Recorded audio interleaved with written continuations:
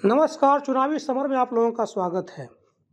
राय रत्न अंबेडकर वैसे तो किसी राजनीतिक दल से नहीं है, पर उनका कद किसी बड़े नेता से कम भी नहीं है। वैसे भी उन्होंने ईवीएम, सीएए, एनआरसी और आरएसएस के खिलाफ जो अभियान छेड़ा था वह जग जाहिर है। ऐसे में अब राय रत्न अंबेडकर ने मोदी के अच्छे दिनों के नारे को लेकर कटाक्ष किया है।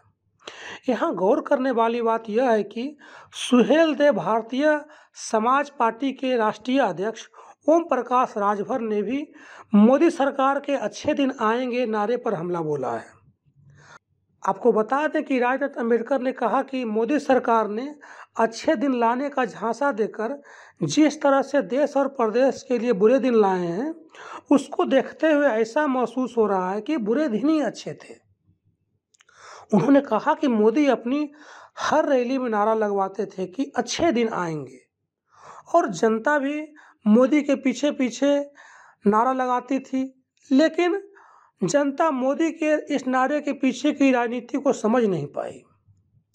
राय रत्न ने कहा कि कांग्रेस की नाकामियों से हताश जनता ने अच्छे दिन के सपने पाले थे, लेकिन जिस तरह से देश में दलितों, मुस्लिमों और किसानों के बुरे दिन आए हैं, उससे कई अंधभक्तों के भी होश उड़े हुए हैं।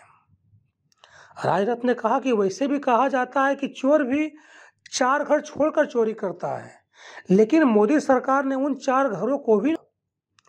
उन्होंने कहा कि मोदी सरकार को सिर्फ एक घराना यानी सिर्फ उद्योगपतियों की चिंता है। राय रत्न ने कहा कि ऐसी खबरें हैं कि मोदी सरकार अगले 4 वर्षों में देश को बेचने का पूरा डाटा तैयार कर लिया है, यानी कि इन बचे हुए कार्यकाल में सरकार धीरे धीरे देश के सरकारी संस्थाओं को एक तरह से निजी हाथों में सौंप देगी, जिसके बाद अगर अगले लोकसभा चुनावों में भाजपा हार भी जाती है तो इससे जनता को कोई खास राहत मिलने की उम्मीद नहीं रहेगी। दूसरी ओर ओम प्रकाश राजभर ने भी कहा कि सत्ता से बाहर रहते हुए भाजपा के लोग हल्ला मचाते थे कि लेकिन आज महंगाई चरम सीमा पर है तो सभी चुप्पी साधे बैठे हैं। उन्होंने कहा कि जनता का अपार समर्थन मिल गया तो जनहित के मुद्दे को दरकिनार कर दिया गया। वहीं उन्होंने भाजपा का नया मतलब समझाया, भारतीय झूठ पार्टी। राजभर ने कहा कि अगर चुनावों में भारतीय झूठ पार्टी के नेता फिर से अच्छे दिन का दिखावा करें तो उनसे कह दीजिएगा कि बुरे दिन ही अच्छे थे।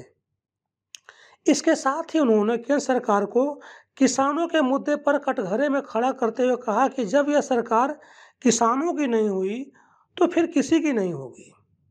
इस तरह राय रत्न अंबेडकर और ओम प्रकाश राजभर ने एक तरह से जनता को आगाह किया है कि अब वे भाजपा के अच्छे दिनों के वादे के झांसे में नहीं आए, क्योंकि मोदी सरकार के पास अच्छे दिनों को लाने की नहीं बल्कि बुरे दिन लाने की चाबी है।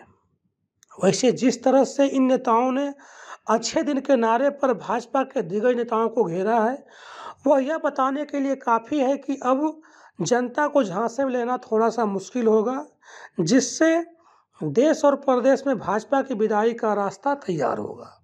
धन्यवाद।